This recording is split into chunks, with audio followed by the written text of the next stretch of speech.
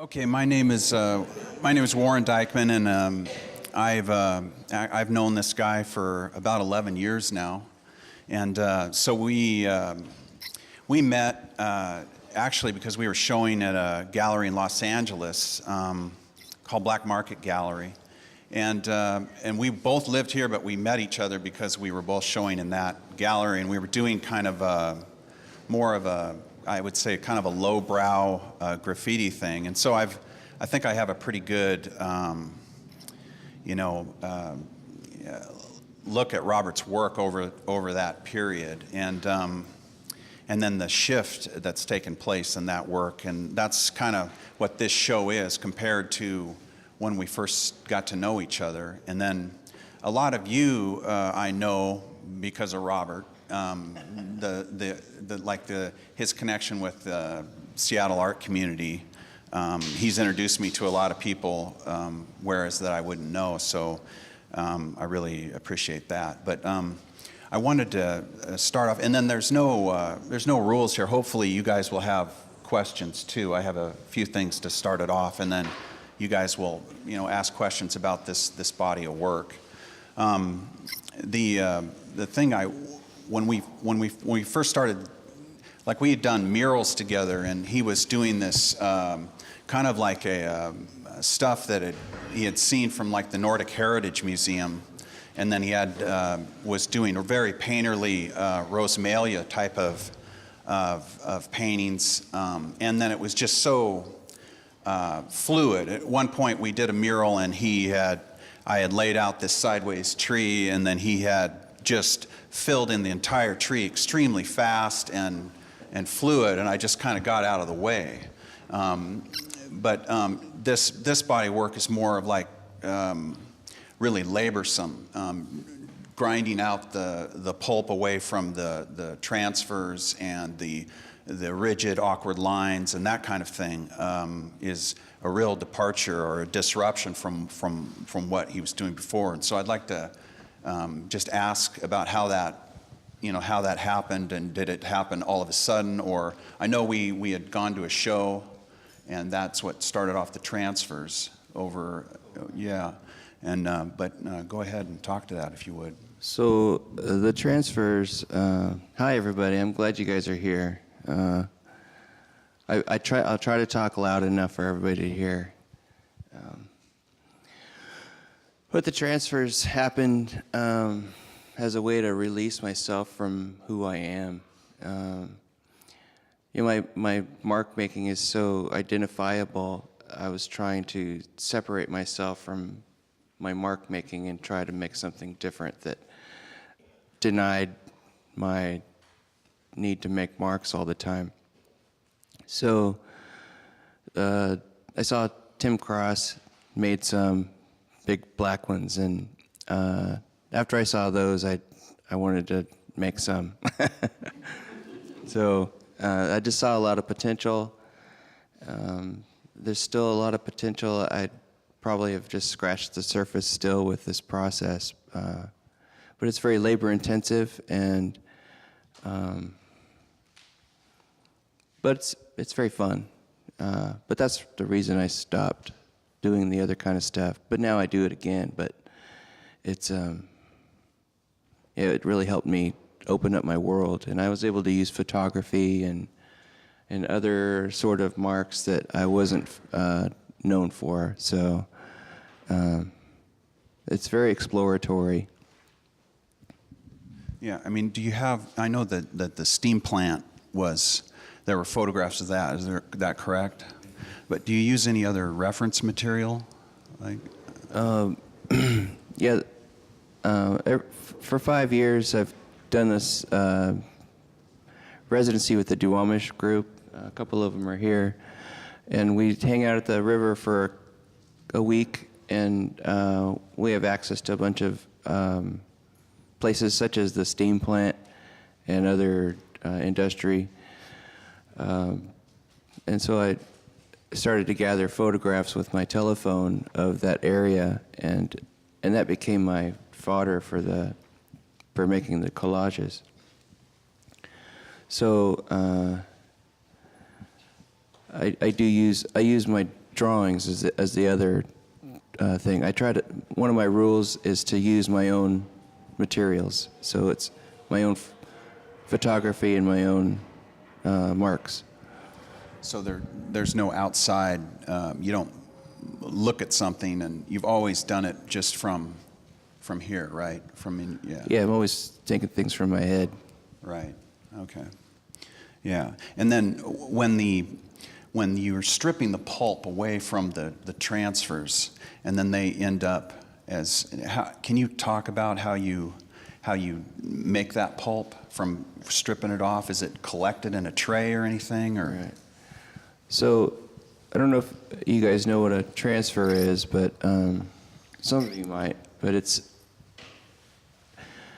so how I build these pieces is I make a big collage at scale to the piece, with Xerox copies, and I have big sheets of paper that kind of hold everything together.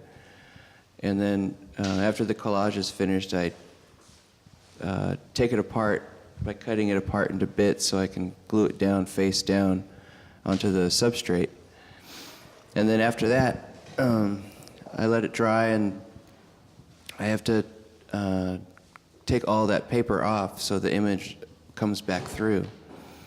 So I use water in a bucket and some scrubby things, and put on some good music and go to town, taking paper off.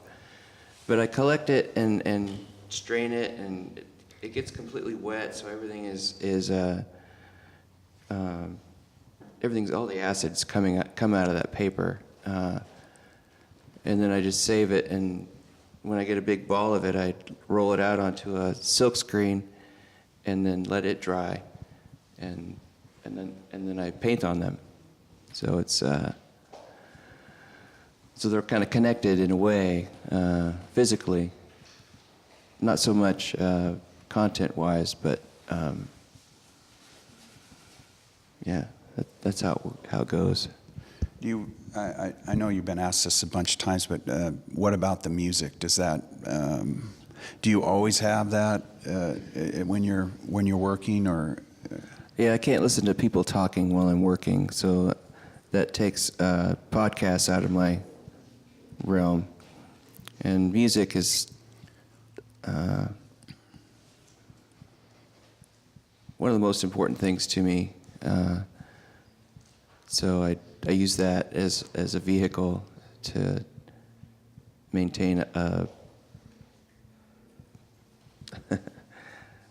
rhythm. Yeah. Like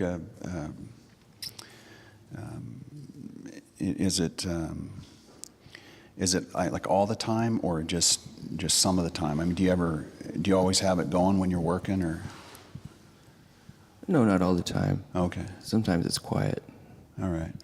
And then what about when you talk about the stripping of the pieces, and then how that leads to the pulp pieces? Can you talk about the sculpture and how is that part of that, or is it on its own? Well, I made the sculptures just because I had some extra materials, packing materials. They're made out of insulation foam, like the big pink sheets that you can buy at the hardware store. And I just cut them apart and glue them together, and then paper mache them, and then paint them. And then I built the stands, which are supposed to look like figures. But they're kind of related to the paintings more than anything. And I placed them at that height, so when you're looking at them, you'll see the other things in the background, the other pulp pieces. And those are they look the same to me.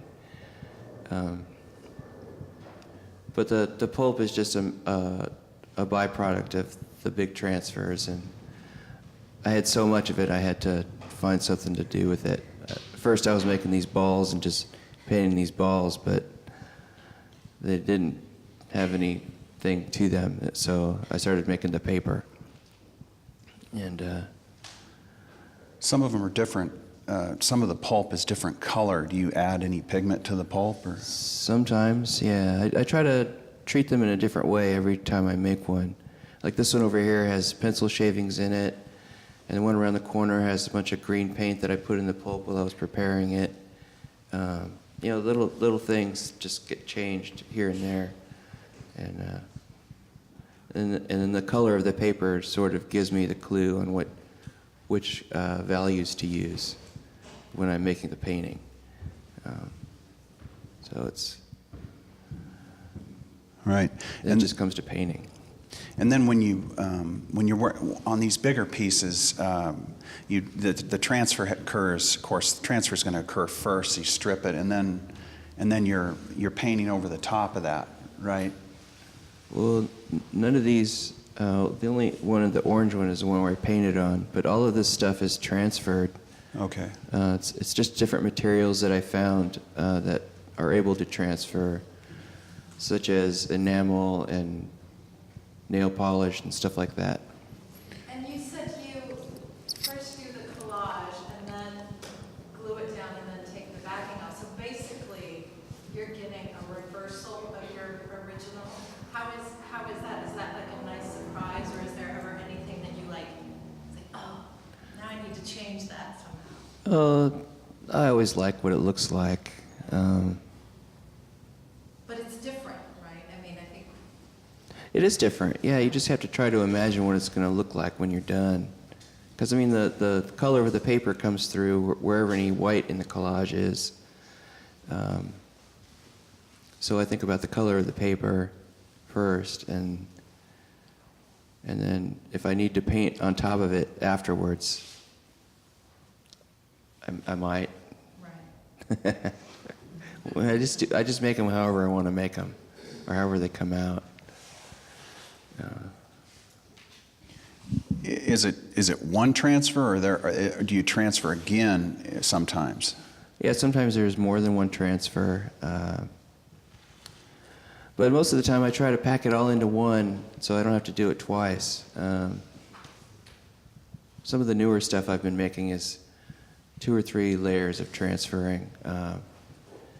But these ones I was experimenting with the paint transfer. That's kind of where I was at the time I was preparing for this, and wanted it to be this real raw, ugly looking thing. So I was trying to make an ugly art show, everybody. So, but I can't make anything ugly. Not that I would show you.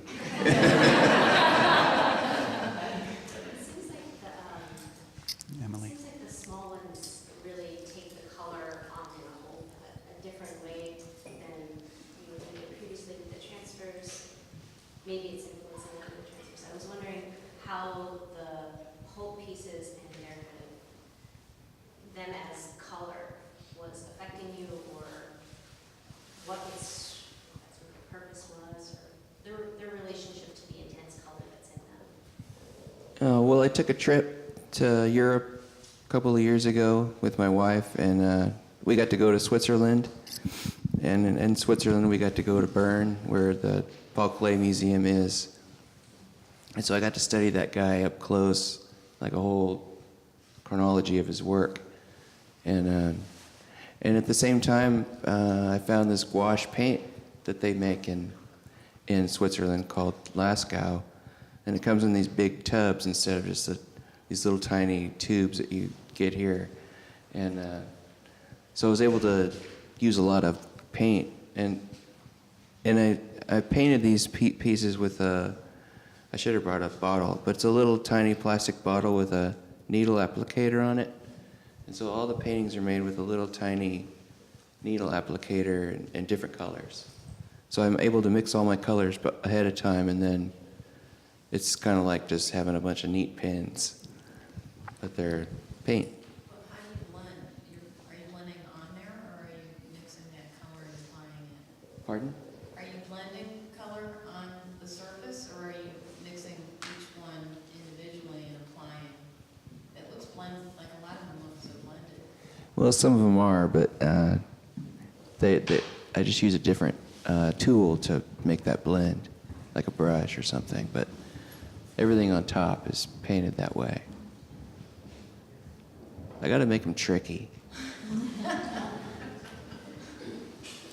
And then to follow like Emily's question, why would it be just on the? Do you know why you would use it on that technique on just the pulp pieces and not the larger ones, or? I've used it on other things too. Oh, okay. It just works so well with this material because of the texture and the way it goes over the bumps when you're trying to make a line. It's kind of takes a little more effort to make the painting than if you just have a canvas or something. Right. And does anybody else have questions that they've? This is the first show you've done sculptures? Yes.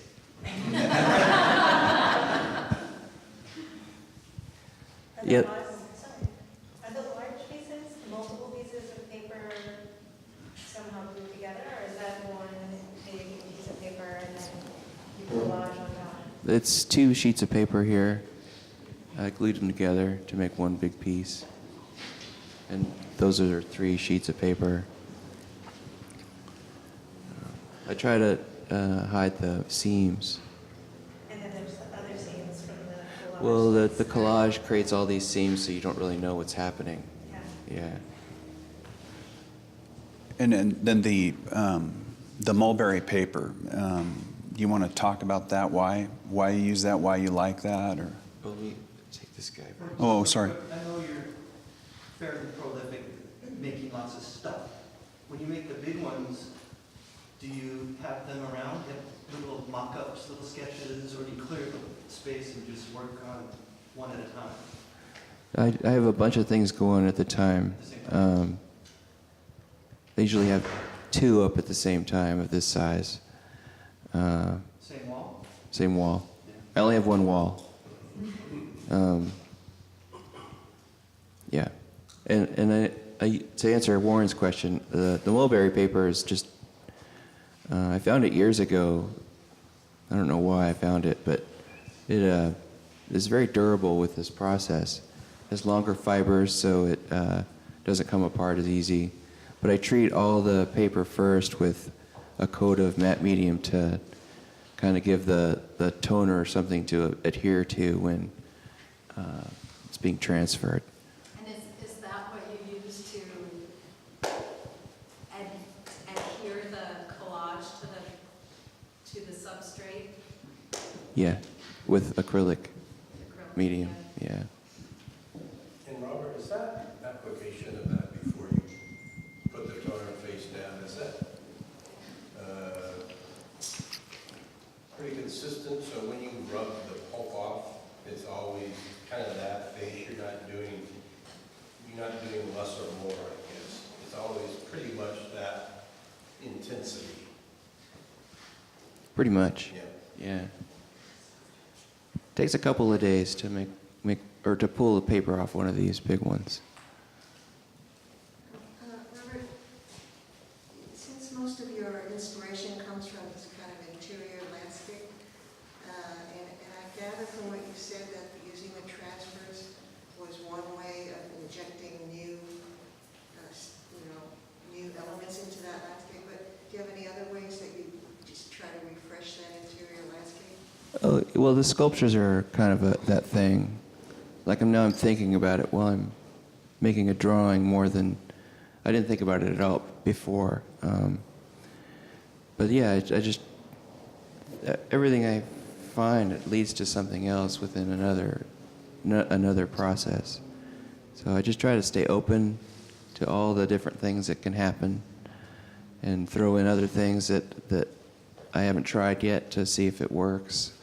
I'm just constantly experimenting.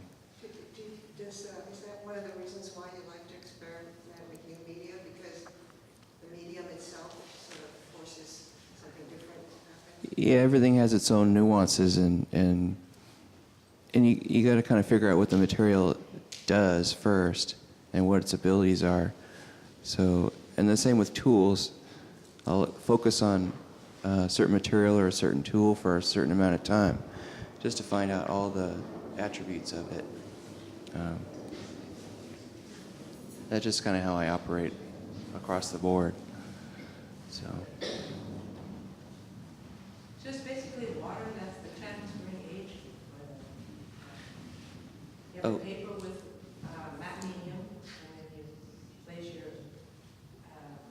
and then all the collage, and then it's water that brings it across to the, so that it sticks to the matte medium. oh no, just the glue. I mean the matte medium sticks to the paper, and then the Now, water. here's a question. So you started sculpture. You could go to Seward Park Clay Studio. I could what? You could go to Seward Park Clay Studio I could. and learn how to do all kinds of transfer techniques. Well, I Paint. it's far away from my house. That's why I haven't gone. But I'd like to. If I had a car, I'd be there. What about when you remove you've talked before about the fact that you wore all the skin off of your fingers. Does that happen? Or do you have any other way to do that, to get that off of there? Well, at the very end of these things, the paper on them is real fine. It's real hard to get off. So I have to take all my gloves off and just use the rubberiness of my fingers to clear the rest of the paper off. And sometimes it takes its toll and you get blisters, and it's just part of it, you know.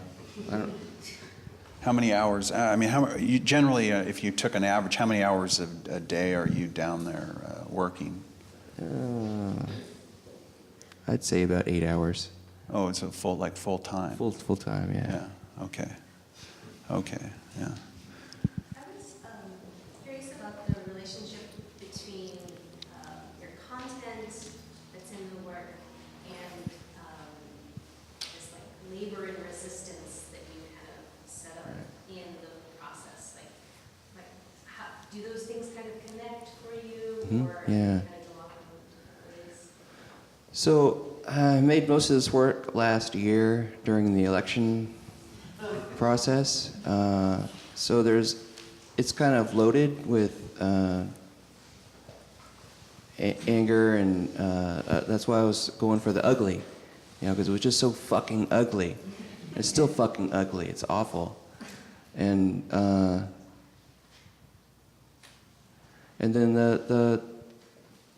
these things were sort of like. You know, I'd sit down in the morning right when I got up and just sit there and paint and sort of, I don't want to say meditate, or it was sort of like making a prayer of hope for something. So there's the doom and gloom, and then there's this bits of hope that are here too. So I just tried to weave them together so, you know, good things can happen. It's just, you gotta wait for them, you know. So that's kind of the scope of the content is about I'm not a political guy, so it's just I respond to things on just an emotional level, and try to let that speak in the work, because I can't really say what I want to say. So I just let the work do the talking, and so if you think about that time period, I think maybe some of this stuff might make sense. I have a question. Robert, when you built the forms that hold the heads, what was your idea when you were creating these forms? Well, I just made the little heads first. You know, I enjoyed making them sort of like I enjoy making these little ones. And I didn't know how to present them for a long time, so I had to think about it for a couple of weeks.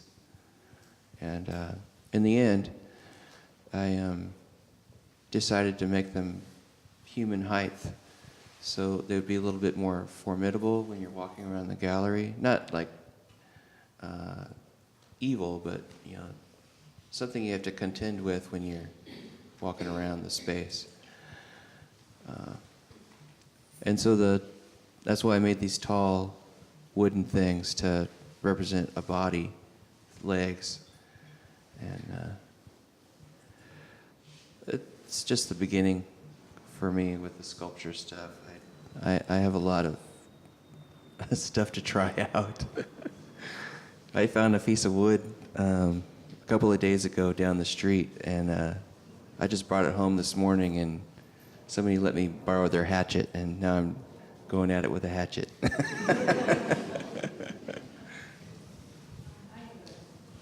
question. So, all of these pieces strike me as very beautiful. They're beautiful to me, and at the same time, I can see they're different. Small pieces, large pieces, and your process as you've shared it has been to try to find something that isn't predictably beautiful Right. in what you're making, and yet at the same time, you've been also acknowledging that it's hard not to like what happens when you do that. And so I'm curious how you keep opening that door with your future work when I just try different materials. Somebody gave me a little metal nib a couple of weeks ago, and I've been drawing with that metal nib for the past 2 weeks because it's something new I've never used before, and it's super fun because I don't know exactly how it operates yet. Well, by now I kind of do, but so I ordered some more so I can make bigger drawings. So that's kind of how it happens. I just find something that appeals to me, and I just see what happens. And of course I can't escape who I am. I am who I am, and I make things the way that I do. It's just sort of these ideas of, so like the idea of making something ugly. I have a whole sketchbook that I named Ugly, and I try to make ugly drawings in the sketchbook.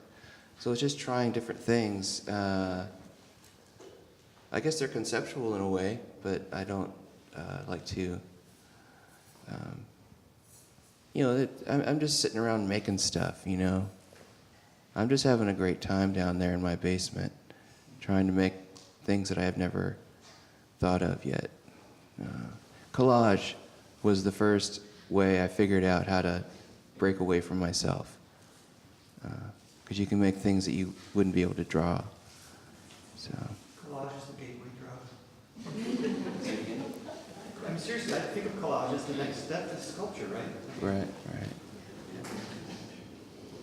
Yeah, there was, I don't remember how many years ago, but I had this bottle of vermilion ink, and it was this big bottle, and I never even opened the thing, and then I gave it to him, and then within the next week there was at least 30 vermilion ink drawn, or just everything from the next month out was orange, and so it was. I was like, wow, I wish I would have used that ink. It was like there was something magical about this ink that I had just cast aside. But so I'm very, I hold on to the stuff now. Well, we sometimes, trade secrets and stuff, but I just like lean over and whisper in his ear. So Yeah. we just sit and talk on the phone sometimes about techniques and well, this can do that and this can do that. So. Or I'll just say a text, and I'll say I found this incredible new whatever it is, vinyl paint, and he'll say, what is it? And I say, I'm sorry, I can't give you that information. It's really good. Yeah, it's really good, and no one else has it, Actually, I did like you're self-taught, and I would say like I'm not. But do you, when you think about that, do you ever think maybe you would have liked to have a formal education, or are you glad that you did not, or Have you ever thought about that? Or, yeah.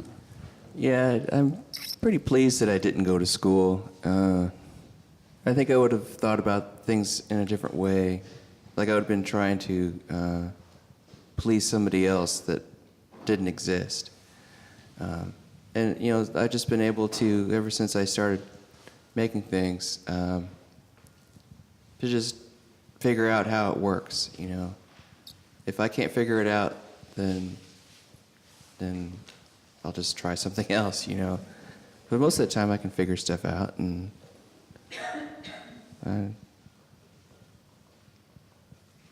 Yeah, I mean, So, do you, yeah, do you no. feel like it's a way of not being, well, you see it in college all the time. You see the work looking a lot like the instructor or the professor's work. Right. Do you, are well, you- I think a lot of people that go to school, I mean, this is just my opinion from people that I know that have been to school, that they have this sort of mental block sometimes about producing something with enough content or enough that it's good enough, I guess, or I don't know. It just seems like there's a lot of self-doubt in people that have gone to school. But, you know, that's not everybody. I'm just, you know, generally that's kind of how I see people that have gone to school. So I'm really pleased that I just hung out in my room and made drawings until I was making paintings, until now I'm making these things. And you never know where things are going to take you. I mean, it kind of found me. I didn't really look for it. It just sort of was there. when you, for this particular show, when you look at, when you know, you've got a huge collection of books, and also your, you know, whatever you're looking at on social media, and then your own art collection. Does it, for this particular body of work, was there anything in particular that you were looking at that you can recall? So recently I've been really studying Jean Dubuffet, and so some of his compositions are based on some of his compositions. So specifically this one here. This one's called Jean con Jefe. So it's Dubuffet and Jeffrey Mitchell. That's just kind of my, it was just the name I came up with. But Jeffrey was the one that said, oh, you should try out your airbrush. So I was like, all right, I'll try out my airbrush. And then the composition was from Dubuffet, so I just called it Jean con Jefe.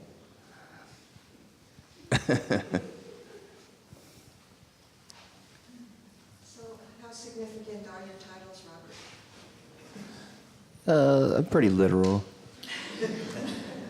If you look at them, there's usually a meaning, a couple of meanings, and one of them is probably right. So they are a clue. Sometimes. Not all the time. Sometimes I don't know what to name it, so I just name something weird.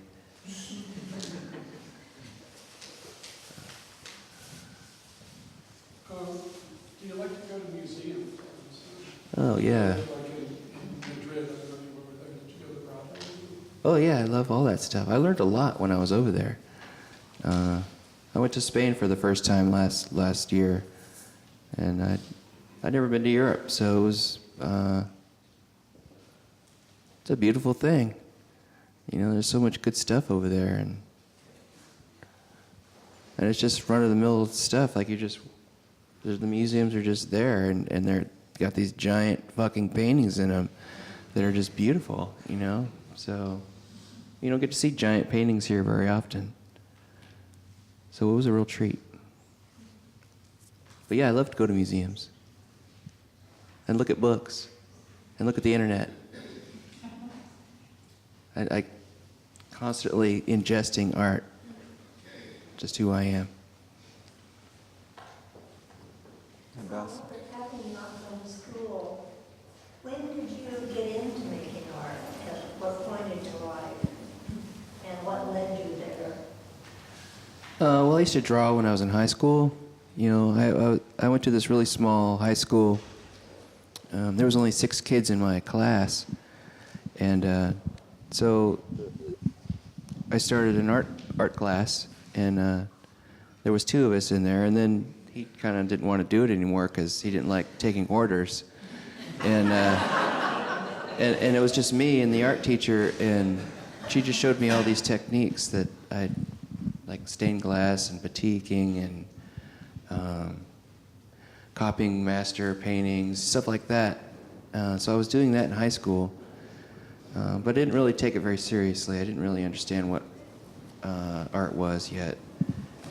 But I was skateboarding, and skateboarding kind of taught me how to be creative, by utilizing what's around you and what you have to have a good time. And you can invent things, and it's really creative. And so after that, I tried playing the guitar for a little while. So I was in a few bands and was very bad at playing the guitar, so I stopped. And then I moved here in 92, and that's when I started drawing. My buddy I lived with was drawing all the time, so as it was just something to do. And I didn't have any friends, so I just hung out and drew in my room all the time, and I just kept doing it, even when it was really awful. Like, it'll get better sometime, I think. Yeah. Well, I knew what I could do in skateboarding, so I knew there was a path to get, I knew it took time, because skateboarding took time to know how to do things. So I kind of had that in my head already, I think, and that's what really helped. Do you still skateboard? No, it hurt too much. He does, though.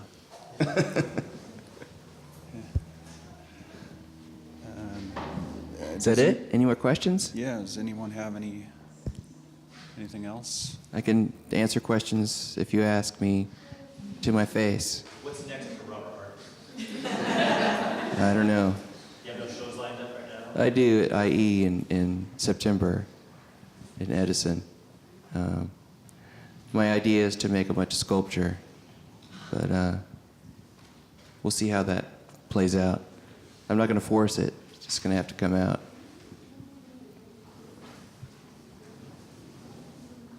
Thank you, everybody.